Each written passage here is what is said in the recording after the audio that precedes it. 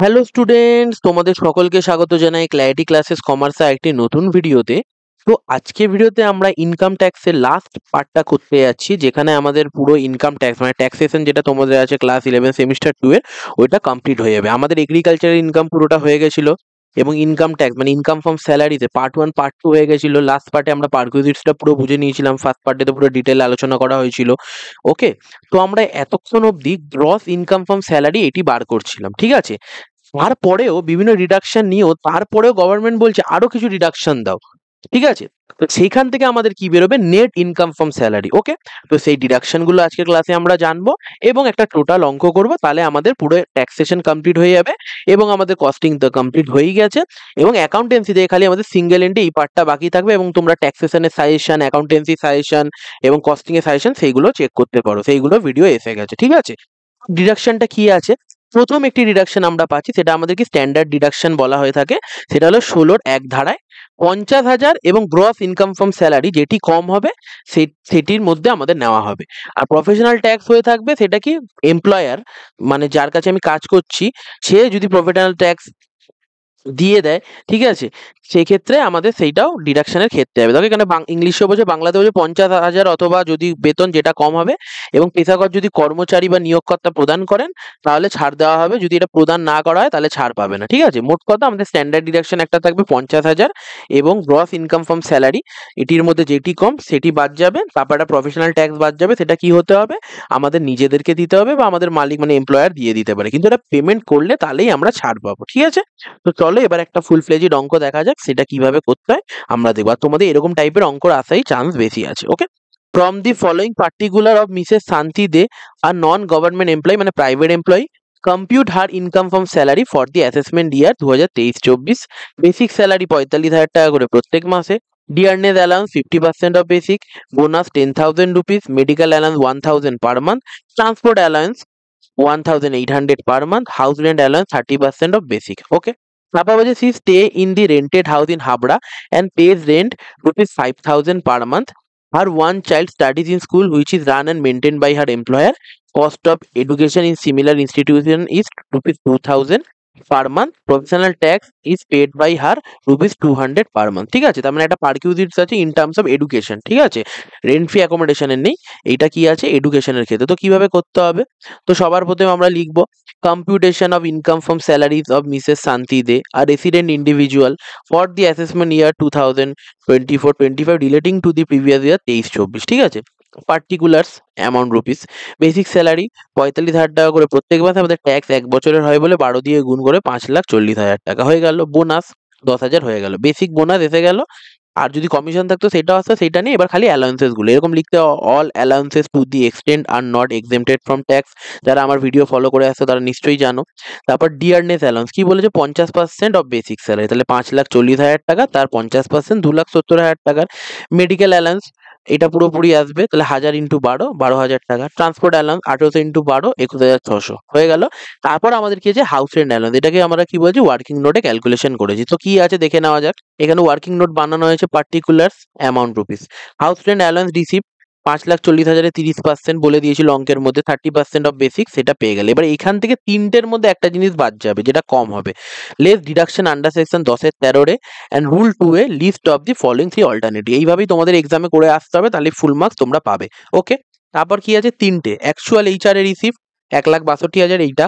তারপর rent paid minus 10% of salary, rent paid 5,000 টাকা করে তিনি রেন্ট দিয়েছিলেন প্রত্যেক মাসে, তাহলে 12 মাসের হিসাবে যত টাকা হলো তার থেকে 8,10,000 10%, এটা আমাদের নেগেটিভ ফিগার আসছে, ঠিক আছে। ছোট নাম্বার থেকে বড় নাম্বার মানে 60,000 থেকে 81,000 বিয়োগ হয়ে যাচ্ছে, তাহলে নেগেটিভ আছে। নেগেটিভ তো ট্যাক্সে কি হয়, 0 মানে নীল হিসাবে লেখা হয়ে থাকে, হয়ে গেল, ঠিক আছে।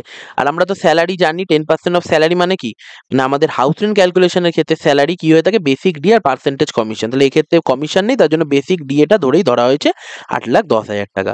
তো তোমরা সকলেই জানো স্যালারি, আমাদের ইনকাম ফ্রম স্যালারি বার করতে গেলে বিভিন্ন জায়গায় বিভিন্ন রকম, যেমন পারকিউজিটস এর ক্ষেত্রে স্যালারি হয়ে থাকে কি সব থেকে বড় মিনিং হয়ে থাকে, সমস্ত কিছু ধরে নিয়ে স্যালারি হয়ে থাকে, কিন্তু আমাদের হাউস রেন্টের ক্ষেত্রে বেসিক ডি আর পার্সেন্টেজ কমিশন, এগুলো ফার্স্ট আর সেকেন্ড পার্টে আমাদের বলা আছে। ওকে, হয়ে গেল।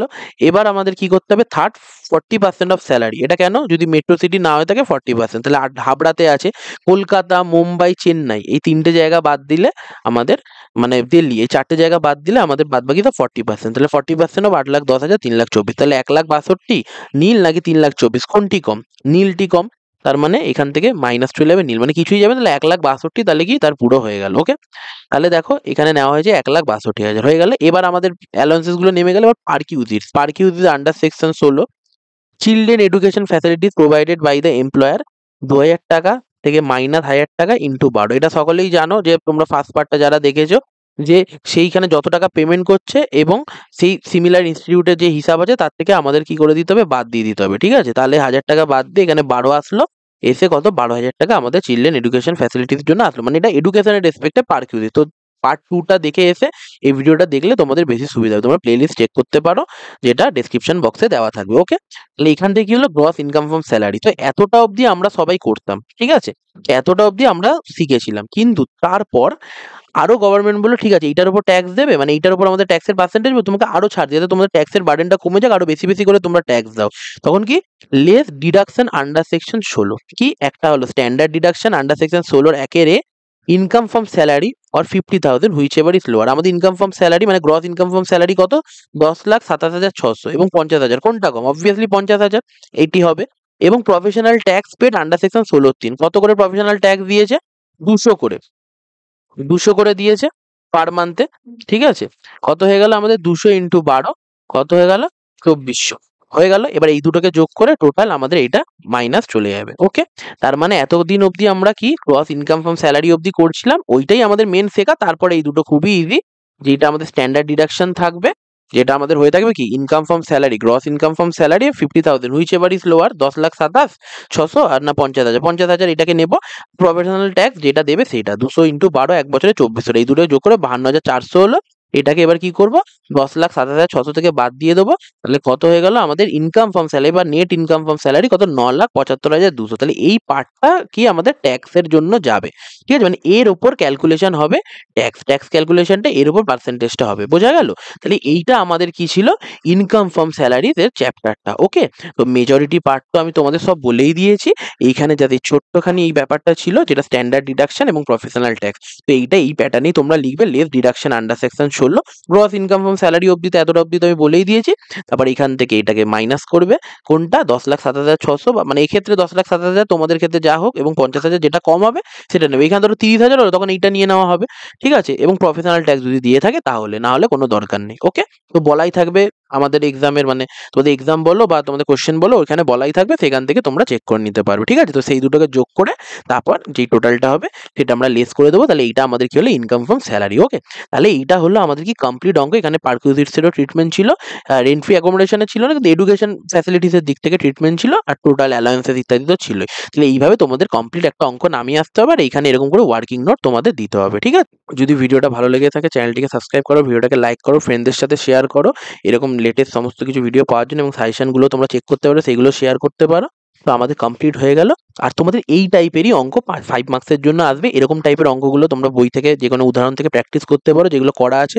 ঠিক আছে, তো এবং অনুশীলনী থেকেও করতে পারো, তাহলে তোমাদের হয়ে যাবে। ঠিক আছে, তো চলো দেখা হচ্ছে নেক্সট ভিডিওতে। বাই।